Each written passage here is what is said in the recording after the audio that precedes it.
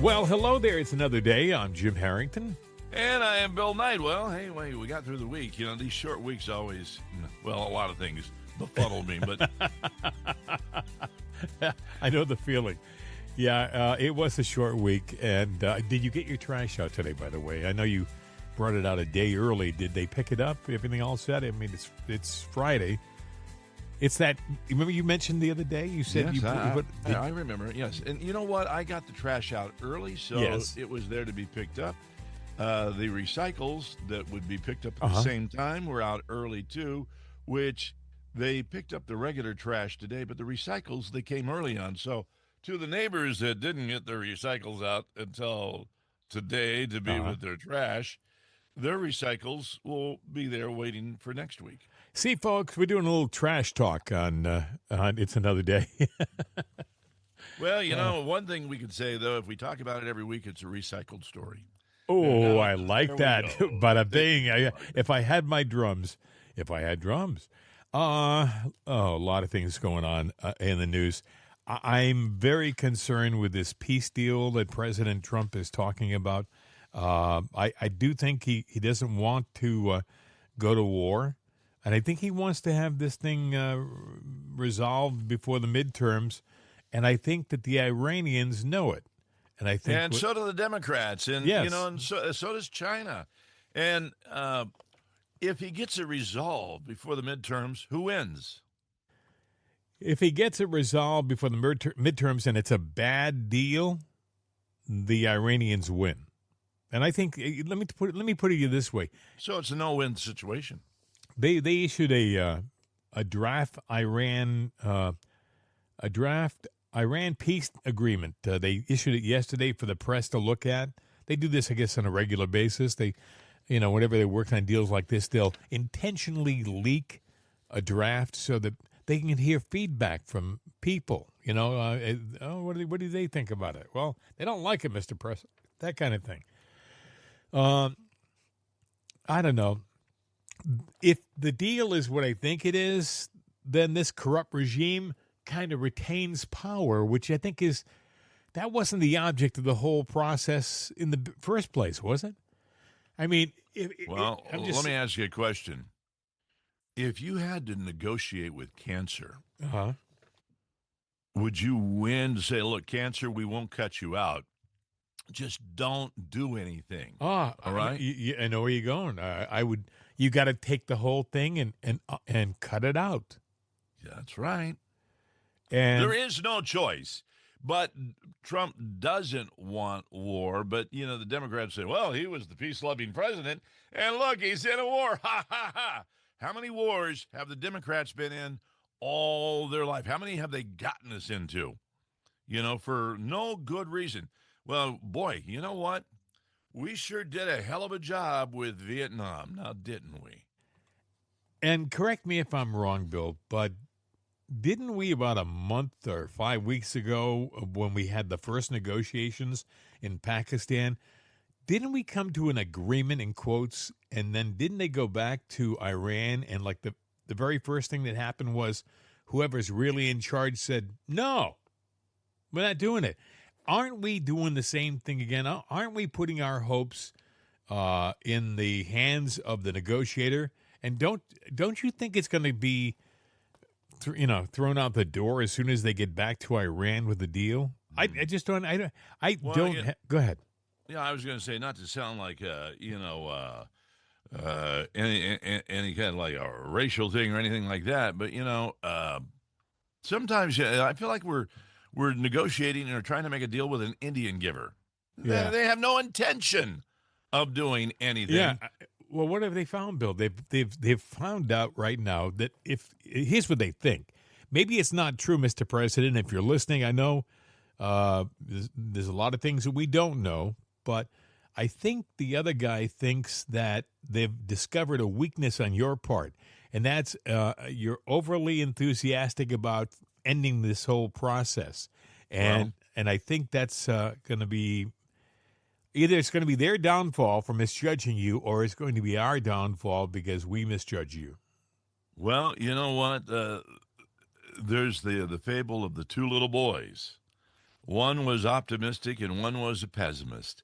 And Mr. Trump is the optimistic guy. And these two little boys, they wake up one morning and there is a big pile of horse poop, a mountain of it, in their driveway. The pessimist goes out and goes, there's a pile of crap out there.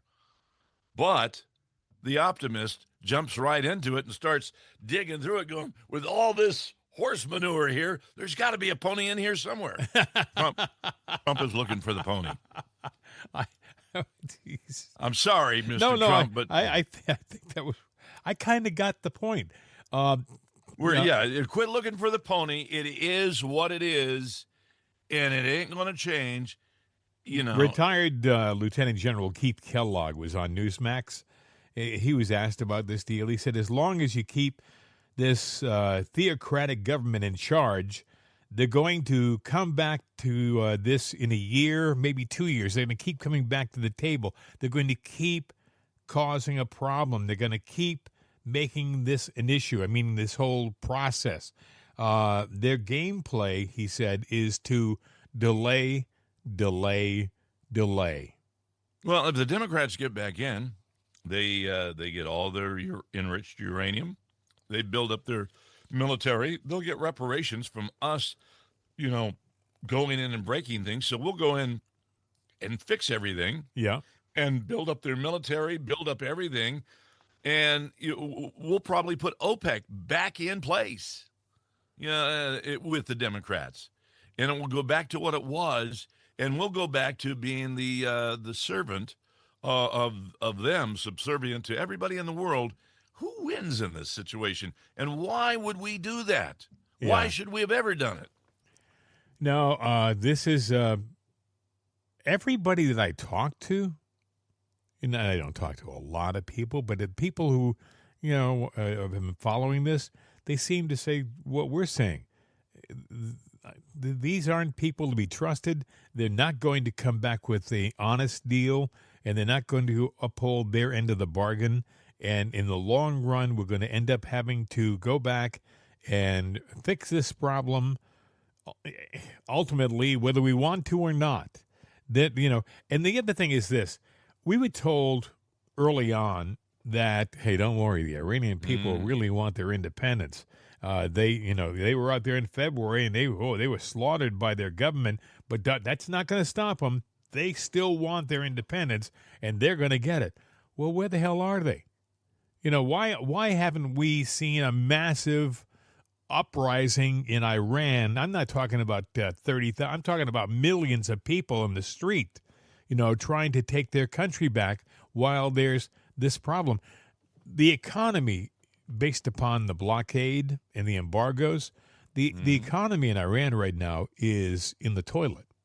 And these people, unfortunately, are feeling it. I guess inflation is through the roof, and it's just not, there's no end in sight. You would think that would get these people out, doing what they said they were going to do, take their country back. They haven't done it. In the meantime, these thugs in their government continue to, wheel and deal. At some point, this has got to be resolved. And I don't think, honestly, if we're going to do this, if we made the commitment early on to fix this problem, it would appear to me that this negotiation that they're talking about right now is not a real fix. It is not going to get rid of the problem. It's going to put a Band-Aid on, like you said, a cancer. The cancer is still going to grow under the Band-Aid. It is not going to be fixed. These people are still going to want to, kill us. And by the way, do you trust them to get rid of all their nuclear stuff? Hell no. Well, I think they're getting, I don't think. I know from all the evidence that's out there and what I've read and what I see that China, it's in their best interest to help Iran, and they have been helping Iran. They are not our friends. Hell, there's even a thing out there now, but I think it's floated by Zelensky, that China is now helping Russia fight, the Ukraine. I don't know that that's true, but, they're saying, well, there were some Chinese fighters on the line that they killed. I'm like going, I think if China gets into it, the one thing I know about a Chinese army, they're very disciplined and they're very thorough at what they do. They've trained that way. I don't think that even if they only had a contingent of 10, that you would have got them if they were there, because you wouldn't have known they were coming until they hit you. So, but that is a scary thought if it's real. Well, look at folks. It's going to be an interesting weekend. We said this last weekend, I know, but I do think that this time around, I think that something's going to happen. They're running out of road. Yeah. We're playing a game of chicken racing to a cliff. Yep. And it may be too late to hit the brakes. It's just, when are we going to hit the threshold and go off the cliff down to the deep end? It's coming. We talk about Iran and this peace deal and this ceasefire. Iran's their armed forces fired missiles at unidentified targets late Thursday. This is a ceasefire, and they're launching missiles. I think they aimed at Kuwait because Kuwait's an ally of the U.S., so they sent off some drones and some missiles at Kuwait. Is that a ceasefire to you? I mean, I would say to them, look, you fire one more of your damn missiles anywhere in that region while we're in a ceasefire, and I will unload on you. Because a ceasefire is just that. It means a ceasefire. No one fires. And I'm not going to start justifying your firing on our allies. Well, that was this, and that was only a little missile. No. You fire one missile, the deal's off. We're not coming back to the table. We're going to take you out. That's what I would like to see this president do right now. I would like to see him say, and quit the bravado nonsense. Don't keep throwing out the threat. See, initially it's like the guy who says, you keep pushing me and I'm going to hit you. No, you keep pushing me, I'm going to hit you. No, you keep pushing me one more time, I'm going to knock you out. And he pushes. Actually, Jim, the way it goes, you keep pushing me, and I'm going to hit you. And they shove. That's how you do it. That's how you do it, but that's not the president is constantly saying, we're going to really nail you. Oh, we're going to blow you apart. We're going to tear you asunder. Or whatever he says. He's going to he keeps. I love President Trump, but sir, you just cannot keep throwing these threats out on an almost daily basis with no substance, because the other guy is going to say, the guy's all hat, no cattle. Yeah, take a signal from the mob, and and I honestly did hang around some guys that actually did things back in the day, because I worked on a project. A recent Hell, project, I saw you play in your recent movie role. You played a gangster, so you'd have a little, knowledge. And talking to the guys afterwards. Well, I went legit, and I owned the restaurant. I just sold it, Yeah, funny, the restaurant was used for one of the scenes of somebody getting whacked. But either way, you hear them talking about it. Yeah, the guy is he's not listening. We gave him fair warning. So what are we going to do? Well, if he's not going to listen, we're going to have to make him listen. Yeah. And then if he doesn't listen, which is going to be making him listen rough, we're just going to have to take him out. Teach everybody around a lesson, which means he's done. Yeah. He's out of there.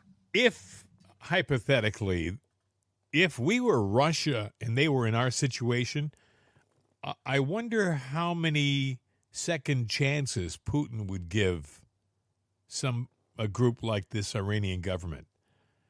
I don't think he would. For example, you heard last week that the Ukrainians, in their infinite wisdom, decided it was a good idea to launch a drone strike on a college dormitory. And they killed, I think, about 6 students and wounded about 35. And it drove Putin and the Russian populace, it drove them insane. It's one thing to fight a war with soldiers. When you attack a college dormitory, that's a dirty trick. So Putin said, I'm telling you this, we're going to attack you. We're going to come at you with the drones. We're going to hit you with a missile strike. And we're going to really make you feel the pain. He launched a hypersonic missile about three days ago, and before they knew it was launched, it was in their city. Bingo. And he said, we're not done. We're going to come after Kyiv, and we're going to keep coming after Kyiv until you feel the pain. So he said to the embassies, you may want to evacuate your embassies because we're going to hit Kyiv.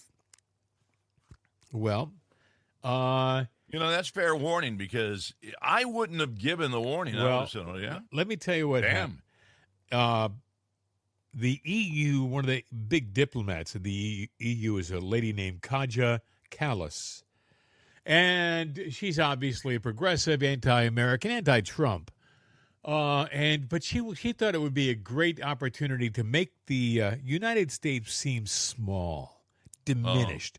So what she said was, we evacuated our embassy, but nobody else did. Listen, here's what she said. What we heard from Ukraine yesterday was that all the embassies stayed except one. So that also takes courage from those embassies. But yes, all the Europeans stayed. America left.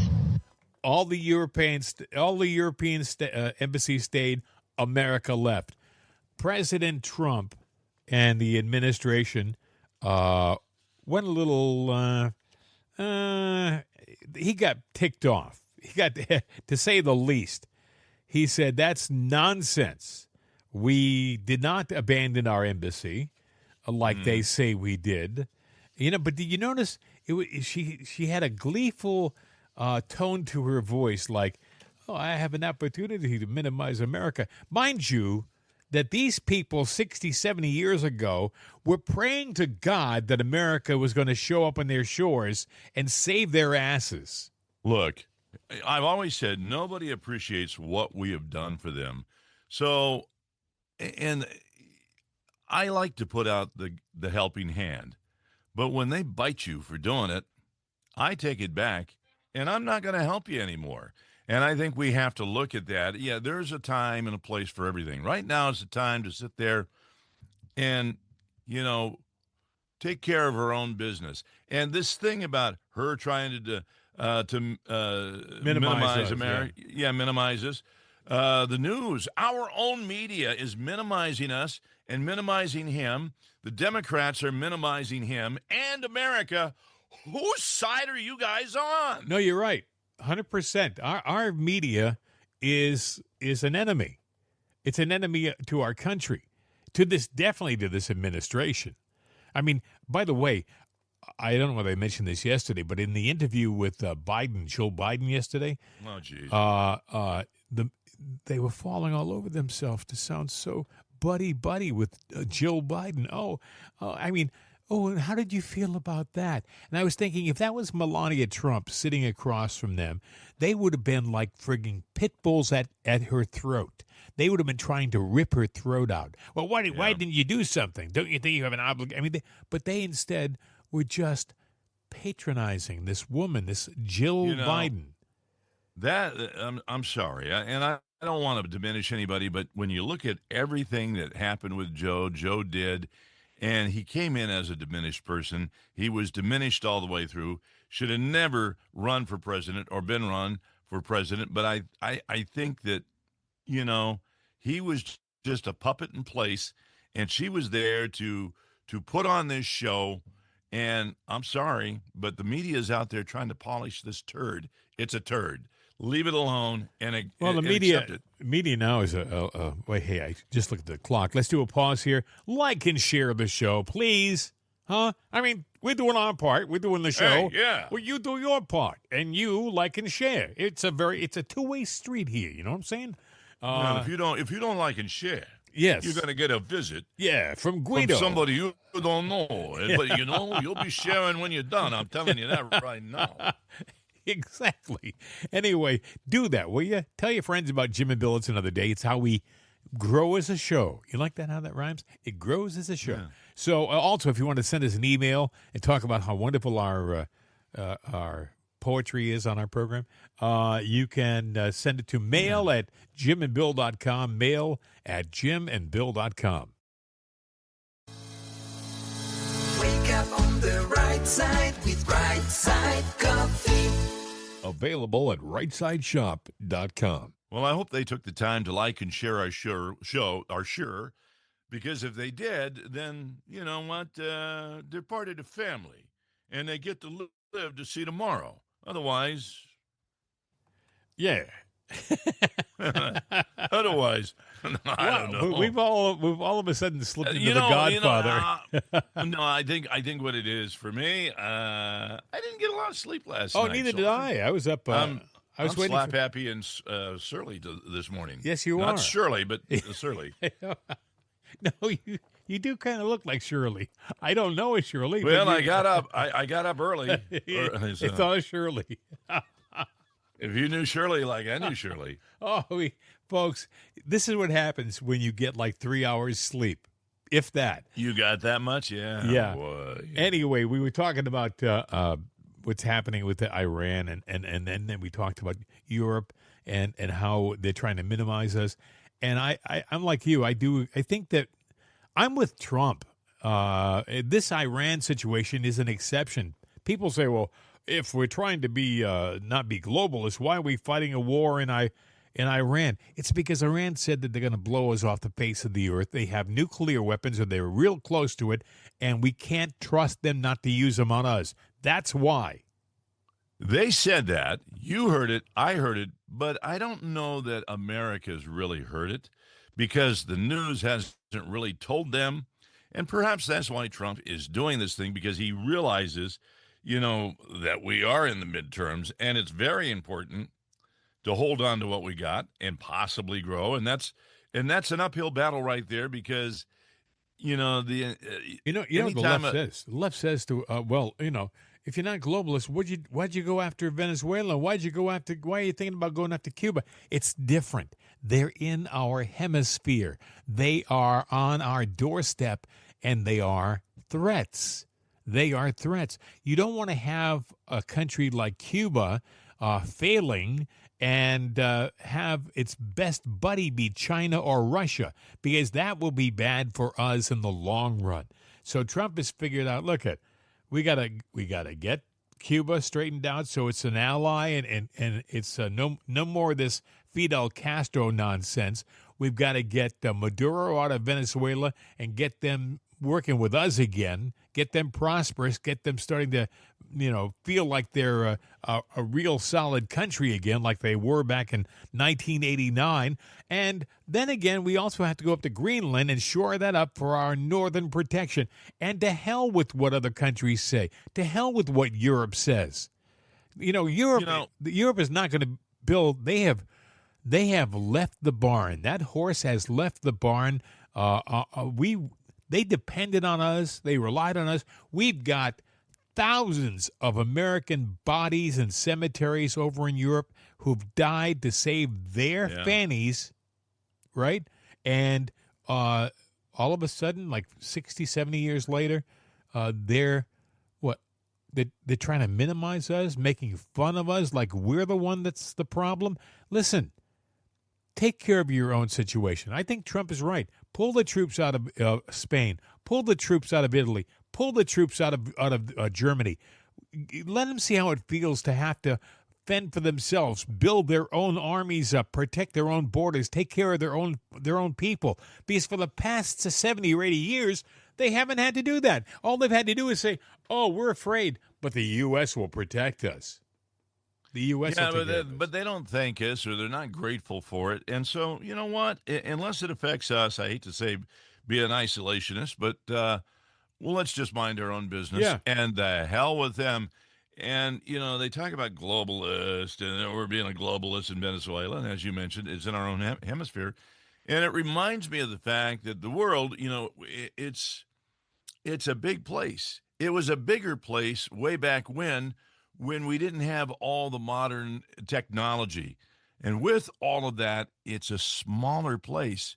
So Venezuela could have been far, far away in retrospect to the technology of times, 50 years ago. Today, it is our backyard. And quite honestly, in World War II, when we got pulled into that war, we had the advantage of two big oceans that separated us pretty much from everybody else. We were a world away, but now with missiles, rockets, planes that can get over there in a heartbeat, satellites and other technology, it's like it's in our backyard. Yeah. So the world is a different place. It is a different place. We have got to, look around. Folks, if you look at a globe sometime and you'll see really how big the United States is. It's a pretty big country. It is a huge country. We have enough problems internally to take care of, to worry about what's happening in Germany, Italy, Spain, France. They're big boys. They were on the block before we were. Take care of your own problems. That's just me. Mm-hmm. Anyway, I don't know where this is going. When I was talking about how we're fixing our own hemisphere, I forgot to mention how we straightened things out in Panama Canal. For the longest time in the recent times, it was leaning big times toward China. So much so that even the signage. Now, mind you, we built the canal, right? Carter sold it for a buck. I'm sorry, folks. I haven't seen the left make a smart move since John F. Kennedy. And I was a kid and I was in love with his presidency. But if you look at John F. Kennedy's presidency, he was more like Trump than any of the subsequent Democrats, okay? He and Trump probably had much more in common. But they don't like to hear that on the left. They go banana. Oh, he was a Democrat. Don't you dare. No, it's true. He probably would have been a buddy. Well, look at RFK Jr.'s in Trump's cabinet. That's not an accident. It's because they have a lot in common. They have a lot of the same beliefs, But China was down there in Panama, and they had taken that canal that we had lost people building, right? And they were putting their signage up. They were so much in control down there with their money that they were becoming. It looked like they owned the canal. You would drive up to one end of the canal and you see Spanish, you'd see Chinese, and then maybe English on the signs. Maybe English on the signs. The restaurants, they were speaking Chinese in the Panama Canal. Trump said, enough of this crap. We're taking it back. He what he essentially did as president, he voided Carter's deal. Yeah. So, say what you want about Trump. Trump is pro-American. He is pro-American. He may not be pro-leftist communist Democrat. See, that's the problem. The Democrats right now, the people who are running the party, they're not pro-American. They're pro-communist.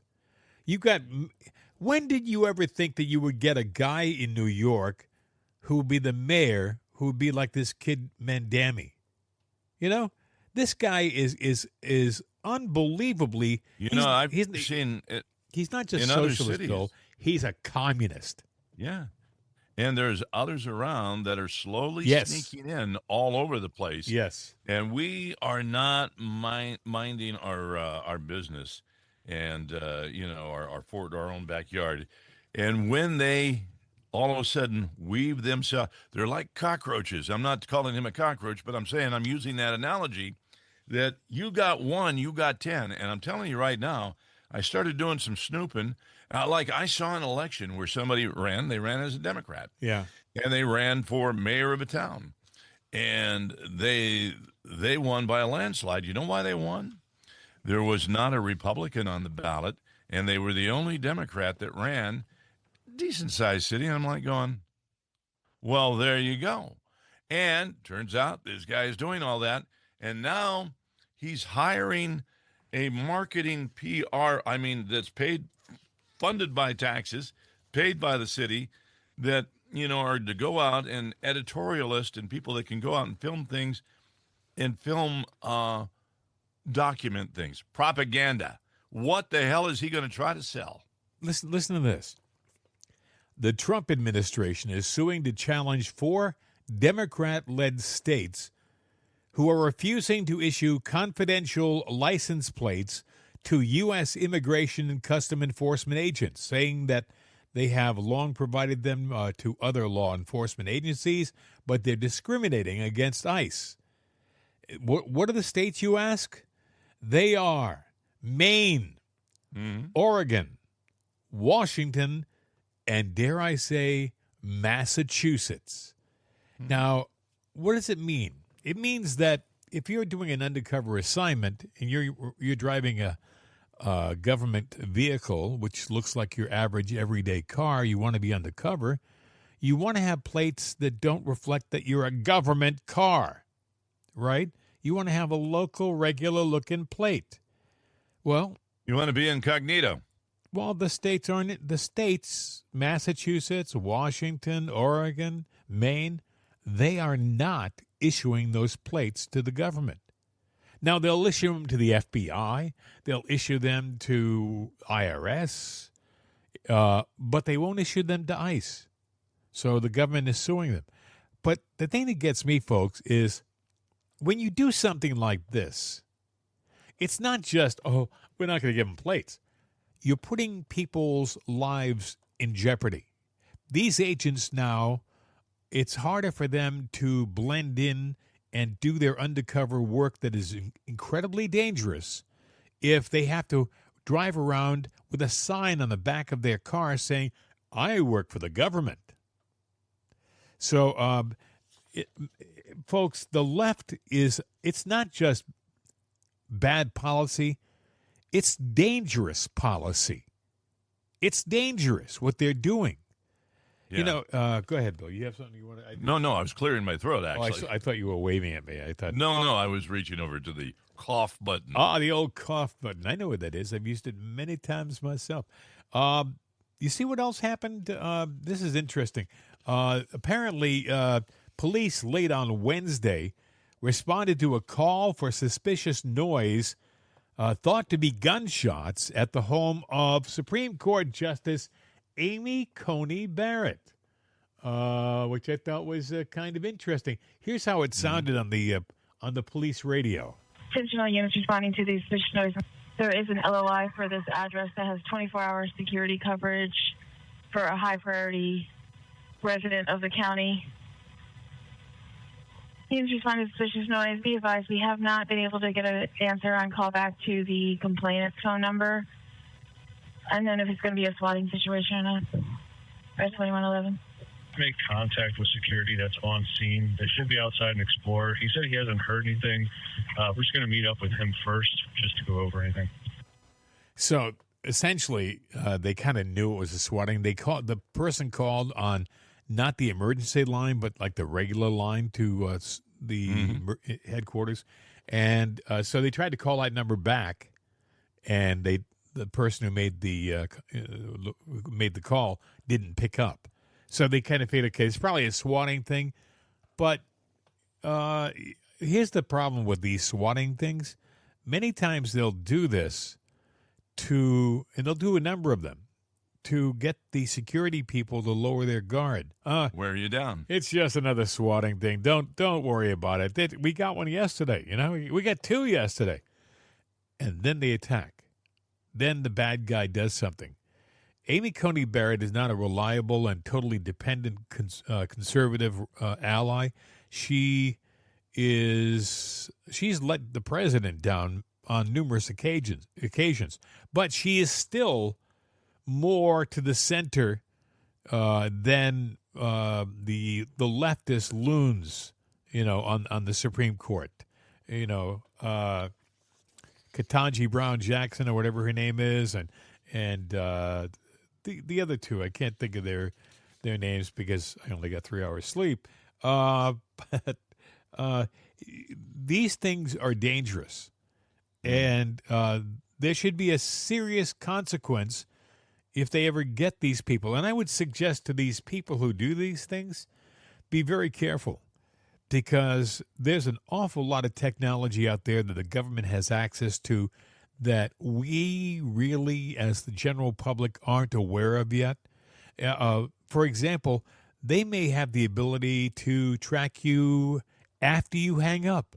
They may have the ability to have a latency kind of a situation where they can say, oh, they hung up 10 minutes ago, but we can find them. We can track them. Don't worry about it.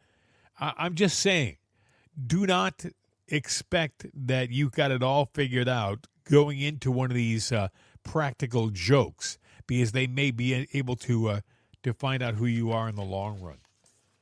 Well, that's true. And, as technology goes, I mean, you get the newer, smarter cars. Yeah.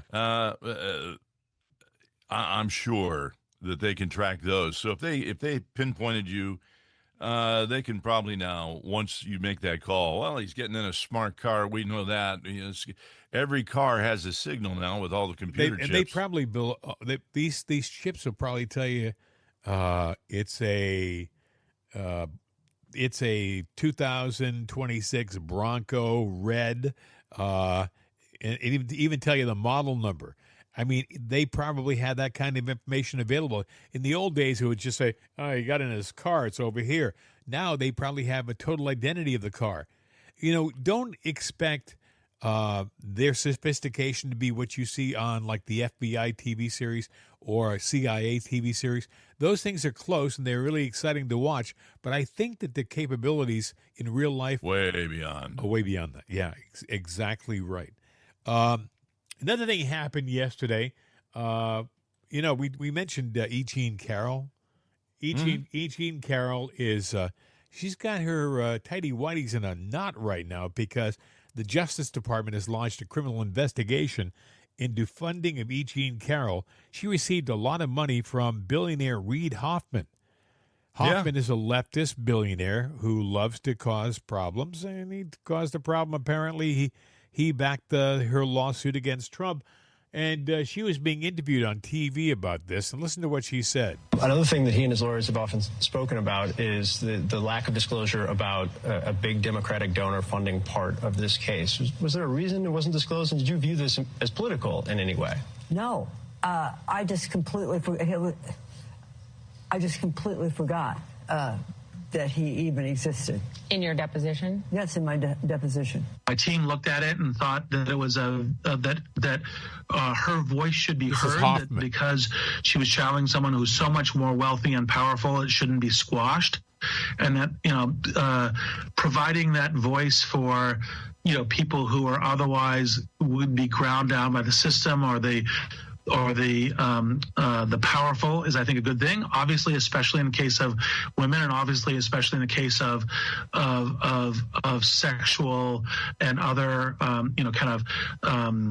torture and attack and so providing that support was something that I felt very happy to do. I just completely forgot that he even existed. I love that. They repeated that at the end. But the thing that's interesting, Bill, is that if I was being given probably $1 million or a couple $1 million to take care of my legal bills, I don't think I would probably forget the person who gave me that money. Well, let's review E. Jean Carroll, and I can back this up in what I'm saying or how I believe I know, but she forgot that she even talked to him or about that money. She, as evidence, provided a dress that apparently, wasn't even, this is the dress and all of this it wasn't stuff. around the It model. wasn't around then. Well, yeah, she forgot that. She can't recall the exact date that anything happened or anything like that, that she was molested, raped, whatever you want to call it. But she can remember it was Trump and it was at Bergdorf Goodman's, Yeah, let me tell you something. And women will go, well, you don't know what it's like to be. Well, yeah, I had a daughter that was. And the one thing that I had as I was putting pieces back together, I knew every detail because she had every detail. It was burned in her memory. If this woman can't remember anything, she's fabricating a story. Well, it's hard to remember when you're making up a story as you go. It's hard to remember all the pieces, all the lies. The worst day in your life, you will remember until your dying breath. And I'm just telling you that right now. Well, case in point, Bill, how many of these young women who have been abused sexually as children, they get justice many times when they're in their 30s and 40s because it's accepted that they've been scarred for life. They have been scarred for life by what happened to them. The only thing that she did was get a big payout. And there was a dare a while back that everybody that had made accusations against Trump had never won. And they wanted to make this the case. And they had to change statute of limitation laws. They had to accept evidence that wasn't evidence. What you would call hearsay. Well, I don't remember exactly when or how, but I do know this. And oh, well, yeah, maybe that wasn't. Well, no, it's the dress, but it wasn't made then. Yeah, I had it time transported. Come on. Yeah. She's making this up.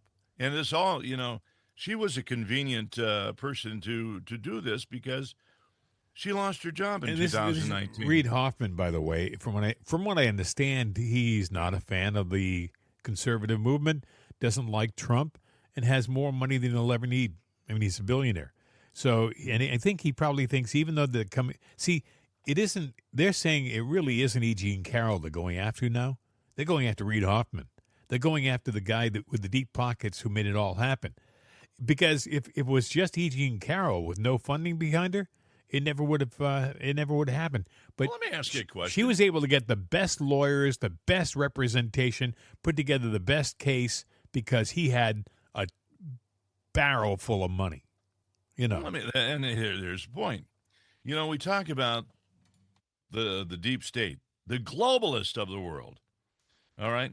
Trump is a billionaire. What if he sat there and, well, just for lack of a better way to put it, pissed off the other globalist, and because he didn't want to play ball with them? Are they going to sit there and say, there used to be a thing, the Battle of the Mastodons. Mastodon was a large dinosaur. Mm-hmm. And when they fought, it caused everybody, there were no people around, but apparently other animals knew because they were so massive, the mastodons, right? I think they were like elephants, sort of. And that is what is happening, I think, when you get billionaires going after each other. They're the giants, the globalists. Trump, he's not playing ball with them. He essentially is saying, hey, I got as much money, maybe more than a lot of you guys. You can go pound tar. But together, and they're manipulating the media and everything. I mean, you look at this E. Jean Carroll story, it's out there, but it's going to fade away. Anything that Trump does, it's, if he switched brand from toilet paper from Scott to Charmin, they'd be all up in his business and put the squeeze on him with the media forever.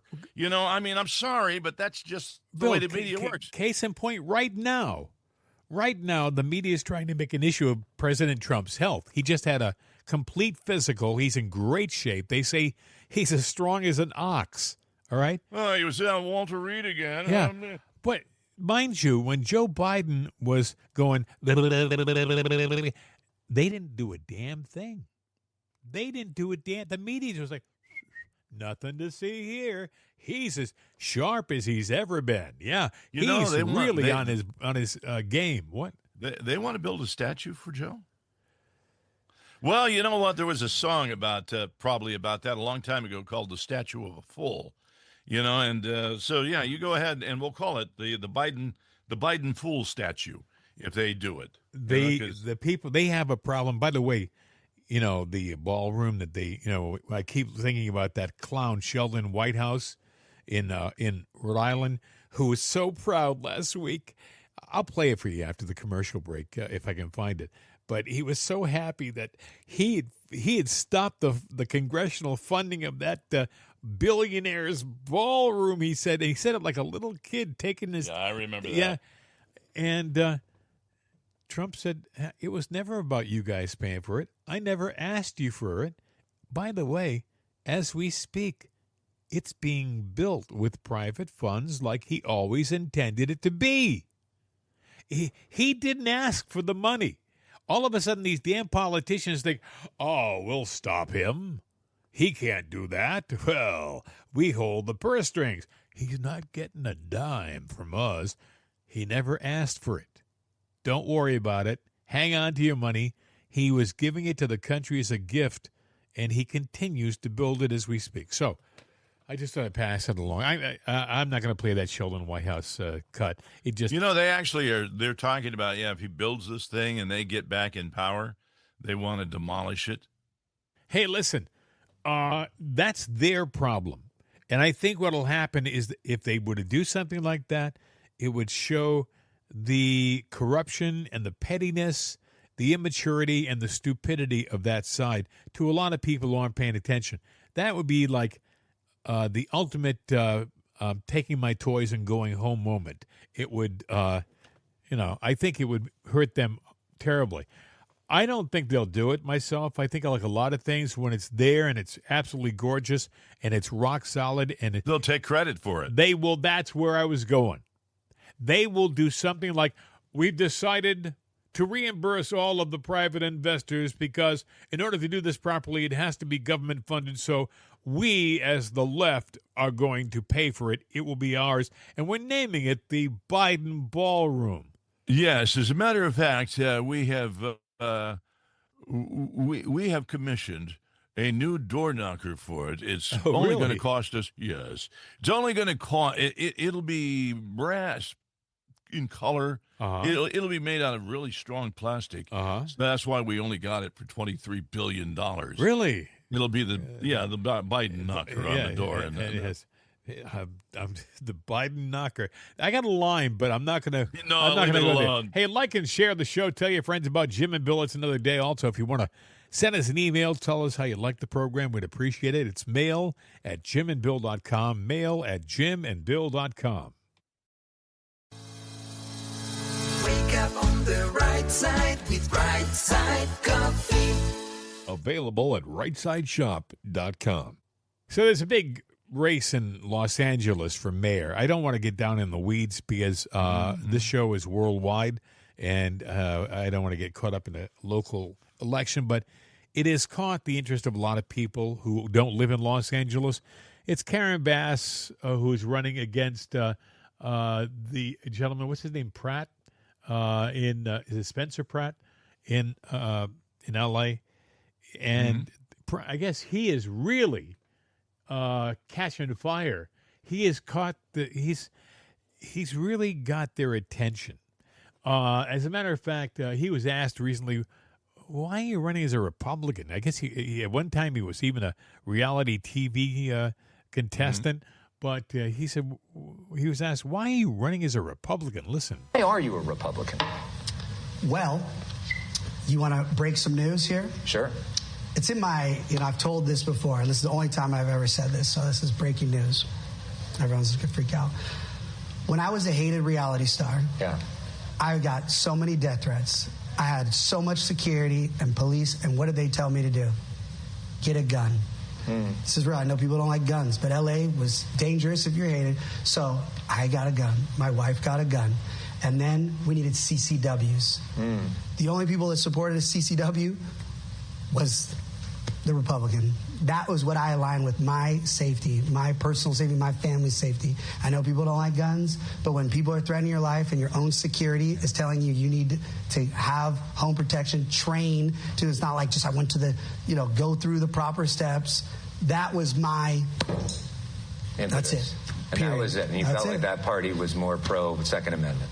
That was his pivotal moment. That was his little time when he thought, hey, maybe I'm not really a Democrat. But it's interesting, folks. Now the celebrities are coming out.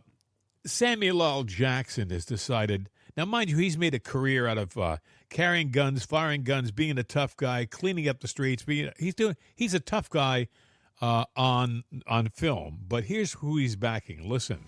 These are the times we need someone who understands government, who also understands the needs of the people. Someone who will go in the streets and gather the people together. Not someone who will divide them. Karen Bass is that person. Karen Bass for mayor. Yeah, Karen Bass for mayor from Samuel L. Jackson. Mind you, I have to tell you something, folks. I watched a few clips of L.A. right now. It is a friggin' mess. People were saying, I heard one guy say, I have had to throw away 3 pairs of shoes because I've been walking down the street and end up stepping in human excrement. And it ruins the shoes, so you have to throw them away. He said, you want to know where to dump your garbage in L.A.? Just look down at the sidewalk because that's where everybody's dump it in the it. streets. Yeah, that's what they do. Samuel L. Jackson doing that. I remember one of my favorite movies was Snakes on a Plane. I won't repeat the line, and there's too many blank, blank, blank on the plane. But I'm sitting there going, and now he's charming the snakes, and one of the head snakes, Karen Bass. It just doesn't make sense to me. You can't be macho muchasmo. I'm the macho muchacho, and I'm here to sit there and here's Karen Bass. Well, on the other end of the ledger, as the Los Angeles mayoral primary approaches, actor Dennis Quaid threw his support behind Republican candidate Spencer Pratt over incumbent Democrat Karen Bass, calling it an obvious choice.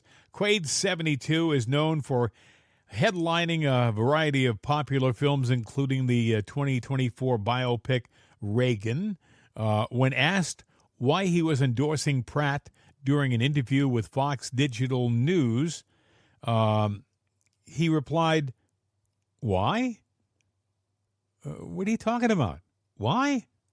Just look around, man.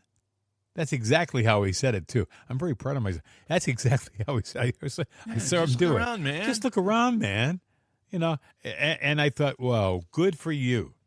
At least as somebody with some semblance of sense in Los Angeles. Karen Bass is in hot water, and I think it was the Republican candidate, or it might have been a Democratic candidate that brought it to light. But there's a law in California. You cannot sit there and go by a ballot box within 100 feet of it and sit there and do a campaign speech, because it's symbolic and it's just there's a lot of things that it is. It's illegal. You can't do it for a couple of reasons.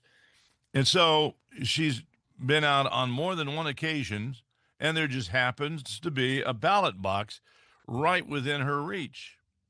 And I'm sitting there going, and they're calling her out on it because rules are meant for thee and not for me. Yeah, and she's going, well, I didn't notice those.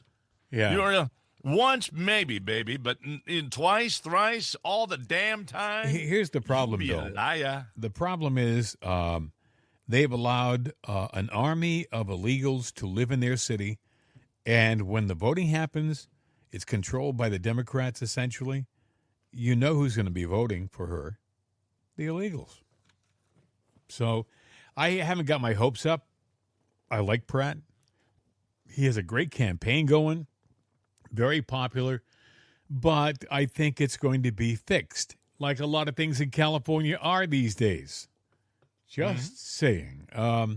Speaking of elections, Gretchen Whitmer has long been viewed as a Democrat who's going to run for the presidency maybe in 2028.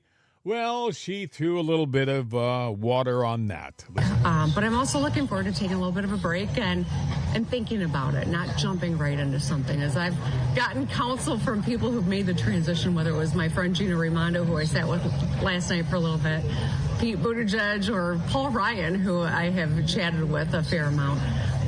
That's the advice everyone says, take a little bit of time. And so that's what I'm going to do. There's time until 2028, yes? Of course there's time. I think there will be a robust group of people running for president. I will not be one of them in 2028. I can tell you that. Hear that? She said there'll be a robust group of people running in 2028, but I will not be one of them. But she is positioning, and she's out there. Because, see, there's a lot of people out there, and if a Democrat gets in, whichever one it is, all of those faces will be in the cabinet. And we will have a gang of idiots or a gang of snakes that are all, they're all the same. They're all from the same, cloth, yeah. Yeah, and they're all going to be there. So all the heads that you see up there popping their head right now for it, they'll have cabinet positions. What I got out of her remark, which really, it wasn't a surprise, but I was amazed she said it. She had been talking quite a lot, she said, recently to Paul Ryan. Paul Ryan was a vice presidential candidate under Mitt Romney for the Republican, nomination for the presidency, run for the presidency. Paul Ryan sold himself as being a real conservative guy until Trump came along, and then he did everything he can to throw stones and obstacles in front of Trump. He's on the board of directors at Fox. Paul Ryan is. He knows as much about broadcasting as the elevator operator in my father's office in Fall River, Massachusetts.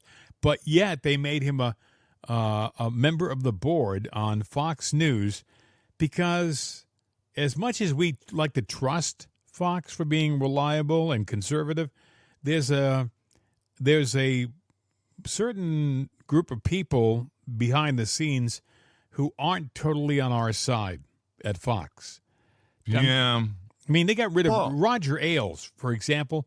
Roger Ailes was the Nikola Tesla of conservative news broadcasting. He was a genius. He literally built Fox News from nothing.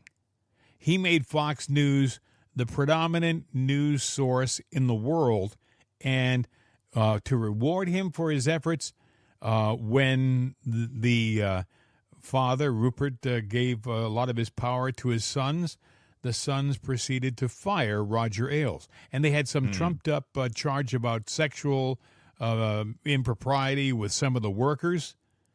And some of the that seems to be a standard. It is, Bill. It is, yes. It's well, we got to get rid of it. Well, didn't he have an affair with the janitor's daughter? Yeah, I think so. No, that sounds good. They accused him of being sexually inappropriate with some of the news anchors.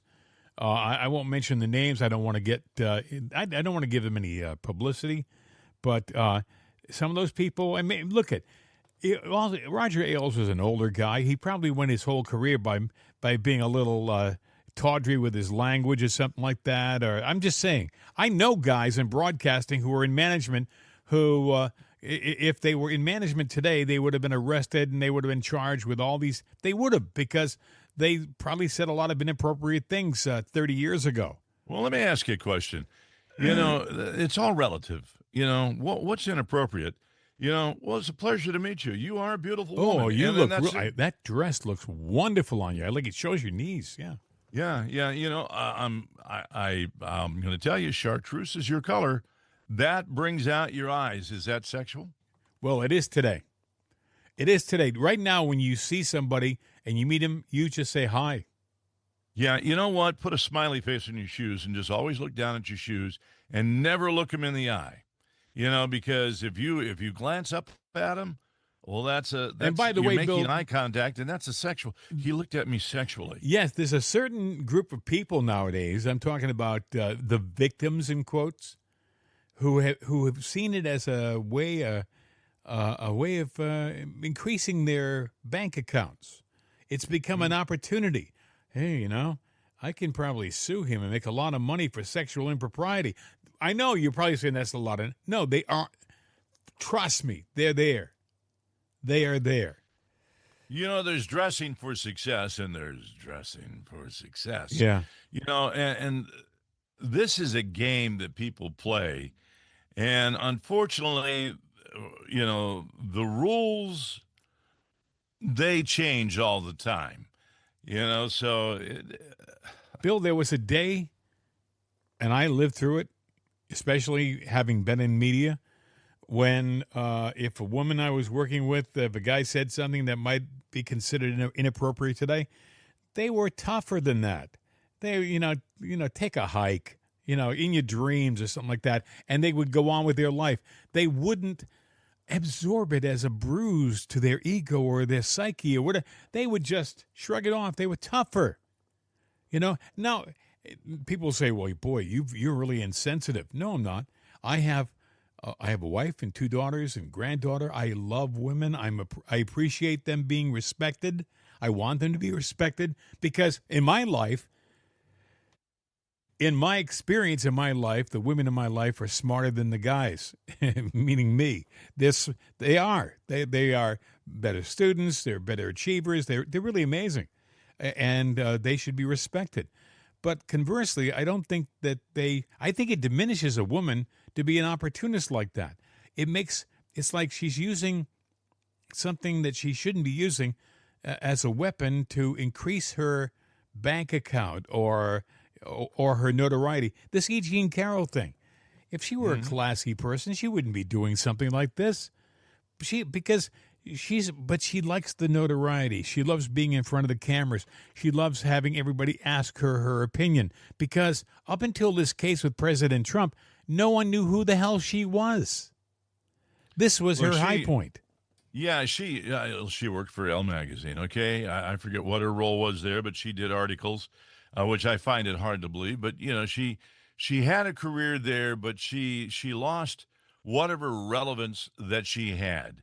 So when you're in the limelight and all of a sudden the light shines away from you and, people can become, you should be happy with the ride that you got and you move on to your next opportunity. She looked at Trump as an opportunity. Yes. And, she played an evil game.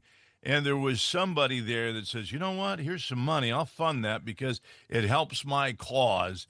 And I have the money to take it down. And I have the friends and the power that can change the laws. I have a question for you.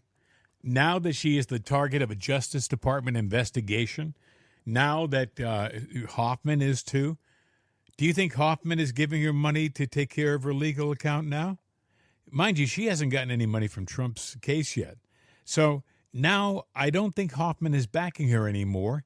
Now she probably is going to deplete her personal savings to defend herself, and it doesn't look too good for her. I mean, this, in a certain way, and I can't believe I'm saying this, because she was used by these globalists, she is a victim. She is a victim. In her stupidity and her ego and her ambition, she is she's become a tool of these people who have used her and abused her and then left her to fend for herself. Now when the going's going to get rough. It's too bad. Yeah, I would look at it. Depends on how bad it gets. Look, she's got a problem. I mean, she is the female Foster Brooks, but he pretended she's for real.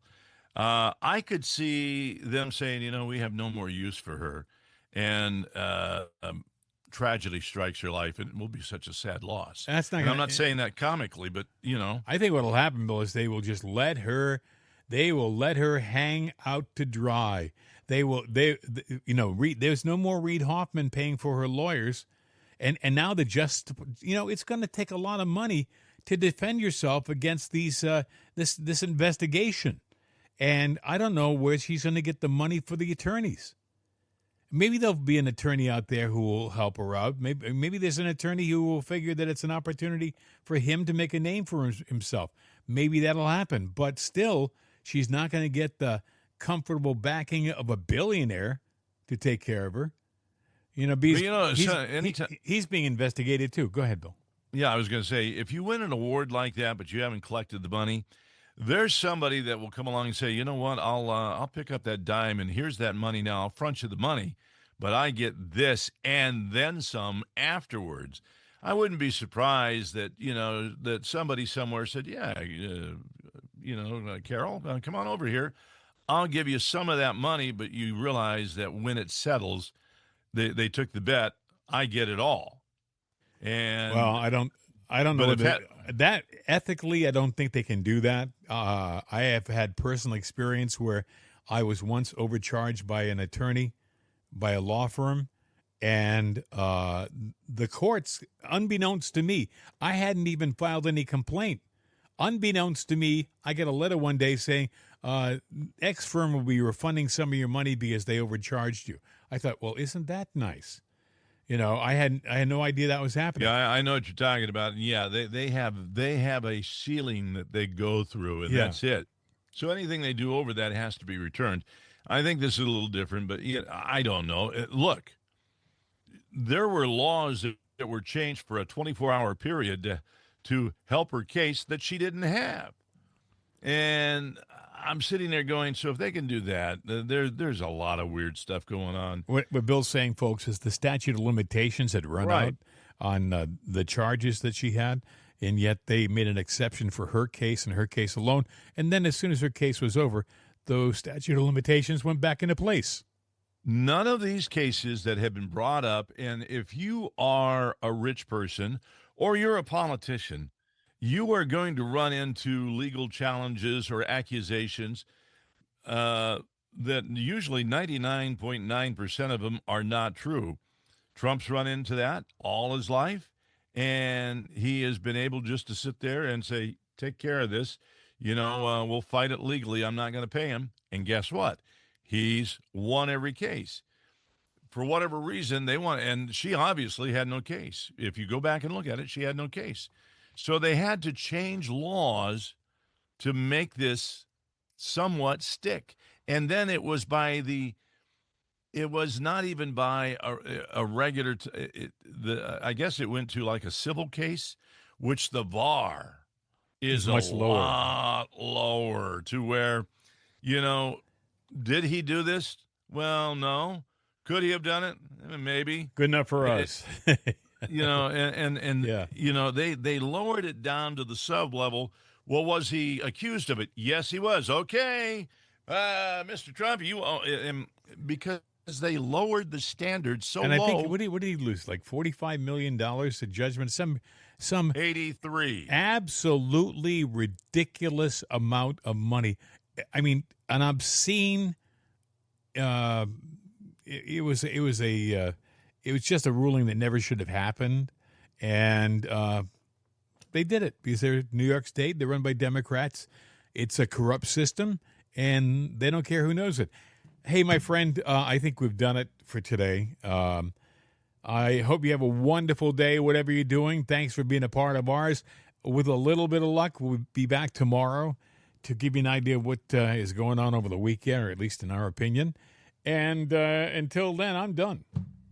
Well, I'm about done too because I didn't get much sleep last night. So you know what I'm doing today? What are you doing today? Taking a nap. I'll bet. Yeah, so hey, well, you know what? We'll see you tomorrow morning. Until next time, hasta la vista, baby. We're out of here. Who are we? And why are we here? Will we be welcome or possibly feared? Do we unite and stand tall as a nation of one, or split and divide, or be mocked and shunned? Are our leaders patriotic, honest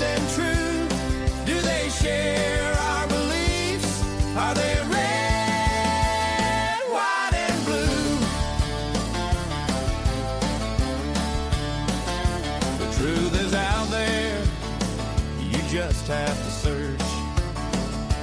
Settle for less, you'll be left in the lurch.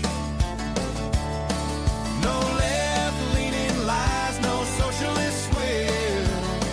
It's straight talking truth from your friends Jim and Bill. Our leaders patriotic, honest and true. Do they share our belief? Are they red, white, and blue?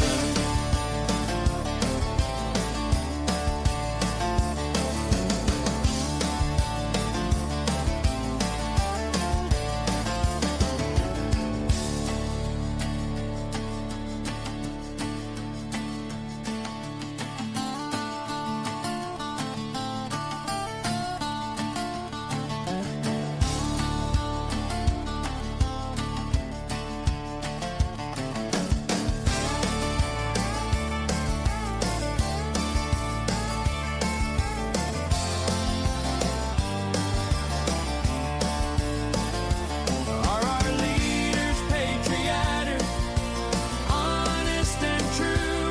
Do they share our beliefs? Are they red, white, and blue?